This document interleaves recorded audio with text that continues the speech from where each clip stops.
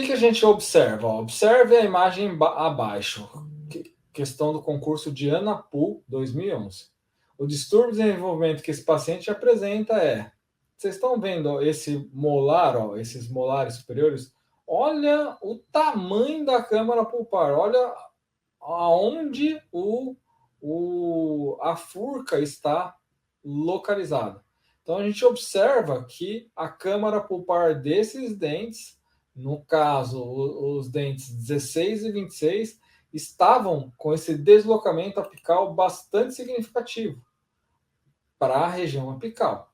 E aí a gente sabe que isso é o taurodontismo. A genesia dental e hiperdontia estariam relacionados a uma diminuição, no caso de agenesia, ou hiperdontia, aumento do número de dentes. E aí a gente não observa nenhum processo assim. A melogênese imperfeita, o que acontece? O esmalte é mal formado. Aí o paciente pode ter aqueles dentes opacos, dentes acastanhados, e por conta de um esmalte mal formado. A Caixa está perguntando se no inferior também. No inferior não está muito claro, mas parece que sim também, né? Parece que tem.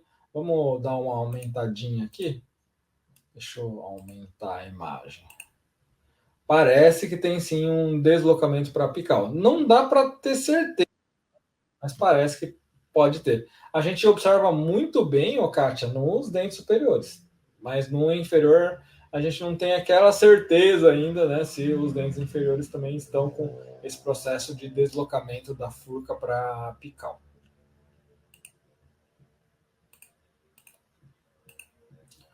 Questão da Secretaria Estadual de Saúde do Pará. Essa, por exemplo, não tinha uma radiografia. A alteração do desenvolvimento que apresenta dente com coroa alongada em relação às raízes, ou furcas deslocadas no sentido apical, resultando em câmaras pulpares com altura oclusa apical, ou altura oclusa apical. Então, essa altura oclusa apical aumentada chama-se o quê? É justamente, aqui ele falou que a furca está deslocada para o sentido apical. Guardem essa definição, gente. Se você observa num enunciado que está falando da furca deslocada para apical, já tem que vir assim, pum, automático no seu HD cerebral. É taurodontia. Então aqui está falando de amelogênese imperfeita. Em nenhum momento ele fala de um problema na má formação do esmalte. Então, claro que a gente já vai acabar eliminando isso. Hipoplasia de esmalte também seria uma má formação do esmalte. Existe também casos de hipoplasia de esmalte, por exemplo, chamada hipoplasia de Turner. Não sei se vocês já ouviram falar. Quando que acontece a hipoplasia de Turner? Por exemplo, acontece mais na região de pré-molares permanentes, claro, né? Porque não existe pré-molares descidos, óbvio isso. E aí, o que acontece? Os dentes molares descidos, eles podem sofrer lesões periapicais, e essas lesões periapicais, que geralmente a zona de drenagem da coleção purulenta de um dente descido é justamente nessa região de furca. E é onde está formando o dente, o dente permanente. E aí, por conta desse problema periapical, né, que é na região de furca, né, bem periapical no dente descido, ou por um trauma que pode acontecer, um trauma do descido, que ele intrui na região da onde estava sendo formado o dente permanente, essa intrusão ela pode causar também essa formação dessa hipoplasia de esmalte, ou também chamada de hipoplasia de Turner.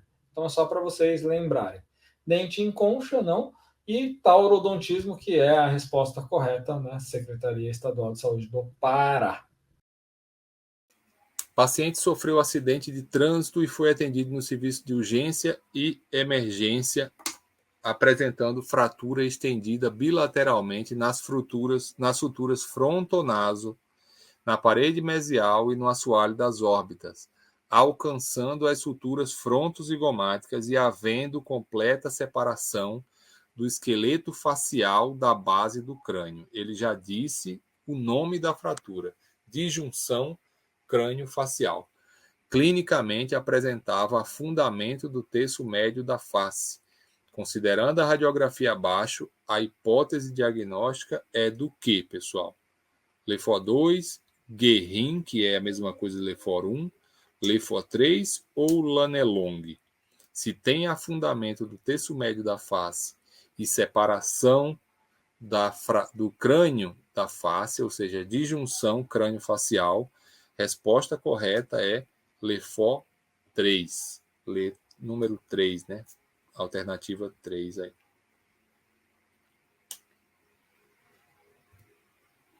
Paciente relata ter sofrido agressão física na face e apresenta dificuldade de abertura da boca com desvio para o lado direito. A palpação demonstra afundamento na região do arco zigomático do lado direito. Para a confirmação do diagnóstico clínico de fratura do arco, a radiografia que eu peço é... O que é que eu peço para a fratura de arco? Tá? Eu falei para vocês que Towne é para côndilo. E qual é a fratura que a incidência que eu peço para arco? Arco zigomático, letra C, Hirtz, sem medo de ser feliz. O que eu mais gosto da FADESP é que eles não inventam a roda, tá? Eles fazem a questão direto ao assunto, não ficam enrolando, e não são questões difíceis para quem estudou. Então, arco é Hirtz, Towne é se eu tiver suspeita de côndilo, tá? Fratura de côndilo. Ele deixou claro aí, ó. Para confirmar diagnóstico de fratura de arco zigomático, letra C, Hirtz é a resposta correta. A técnica de anestesia intraoral, onde o ponto de punção da agulha se localiza 2 a 3 milímetros à frente da prega ptérigo-mandibular e o corpo da seringa é apoiado nos premolares do lado oposto ou, na ausência deles, na comissura labial, é utilizada para anestesia do tronco do nervo. Então, essa técnica aí é para anestesia de que tronco de que nervo? Não, para anestesia troncular de que nervo?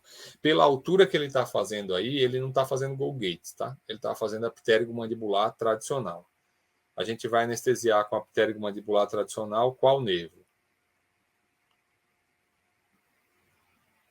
Tanto que ele nem coloca aí o nervo mandibular entre as alternativas, senão ia dar uma confusão terrível.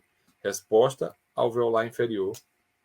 Letra B, sem medo de ser feliz. O concurso de Bagres, que foi a Luana falou que caiu bastante estomatologia em Bagres. Bagres, até a Luana falou que ela tinha falado para mim que tinha caído Rânula e eu tinha esquecido que Bagres tinha caído Rânula. Mas é o mesmo concurso, que é o último concurso da Banca FADESP, Bagres, Pará. O cisto não odontogênico hemorrágico dos maxilares, usualmente observado em indivíduos menores de 20 anos de idade e que pode causar expansão maxilar sem dor, frequentemente localizado entre canino inferior e ramo ascendente ou na sínfise mandibular, é diagnosticado como? O Cássio está perguntando se quem já é aluno tem desconto no curso da EBSER. Tem sim, Cássio, vai ter desconto. E lembra que o curso da EBSER vai ter aula de todas as matérias, tá? Legislação da EBSER, raciocínio lógico também vai ter. Então, o curso da EBSER vai ser completo também, assim como o curso de Parauapebas. O curso de Parauapebas tem aula de todas as matérias, língua portuguesa, informática, atualidades, legislação do município e conhecimentos específicos. A gente viu que tem 22 aulas já marcadas. Na EBSER também vai ser a mesma coisa, tá?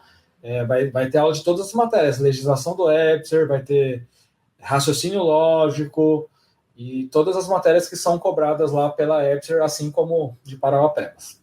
Essa questão, para mim, está mal formulada, tá? Por quê? Ela indicaria para mim uma resposta, mas é claro, outras características que estão no enunciado não são desse cisto. Então, se ele falar de cisto não odontogênico, o único cisto não odontogênico aí dentro das alternativas, sabe qual que é? É a alternativa A, cisto do ducto nasopalatina, é o cisto que eu falei para vocês. Se for para estudar estudar um cisto não odontogênico, você vai estudar o cisto do ducto nasopalatino. E aqui, não, a Andrea está falando, grande chance da questão discursiva ser esse assunto. Sim, mostrar uma radiografia. E pode ser um cisto do ducto nasopalatino. Por quê? Ele mostra uma radiografia. Se tiver aquela imagem de coração entre os incisivos centrais superiores, por que forma o coração? Porque na parte entre acho que átrio direito e esquerdo tem aquele contorno do coração, né? Átrio acho que é a parte de cima do coração, ventrículo acho que é a parte de baixo. Sim, eu acho que é isso. Se eu estiver errado, alguém me corrige, né? Eu esqueci a anatomia, já ficou lá esquecida lá no começo da faculdade. Mas o átrio é a parte de cima. Então, a separação no coração daquele desenho, né, da parte de cima do coração, entre os átrios, isso se deve a essa parte, né, entre a separação a espinha nasal anterior.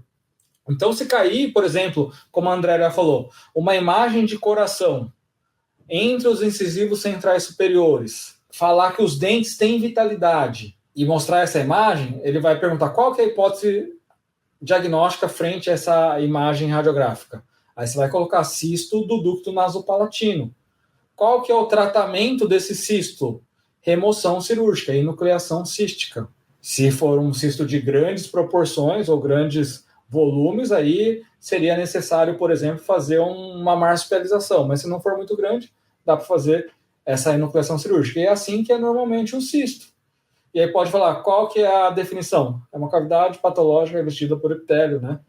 Qual que é a origem? Né? Restos do ducto nasopalatino. Por isso que o nome chama cisto do ducto nasopalatino. Então, assim pode ser uma questão como a Andrea falou.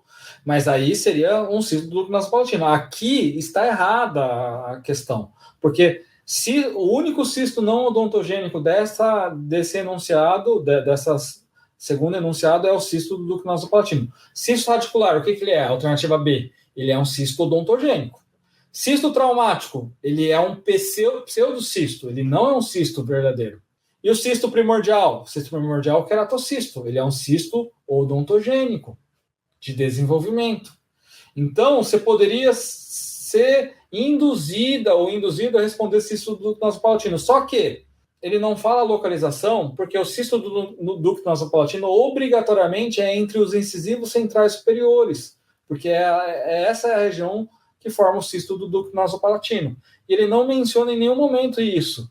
Então, por isso, a gente já meio que elimina essa possibilidade de cisto do ducto nasopalatino, porque ele obrigatoriamente teria que falar da localização.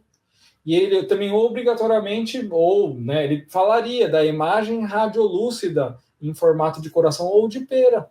E aqui em nenhum momento ele fala isso.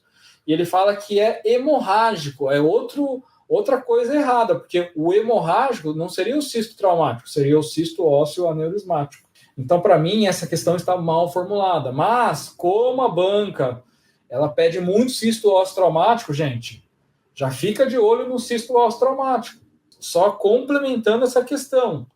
Ele não é não odontogênico, o cisto ósseo traumático, e ele também não é um cisto hemorrágico, porque o cisto ósseo traumático, como que a gente viu que ele é? É uma cavidade vazia, ele não é hemorrágico. Então, por isso, né, para mim, essa questão estava mal formulada. Poderia entrar com recurso? Poderia, se você errou. Né? Se você acertou, claro que você não vai entrar com recurso de forma alguma.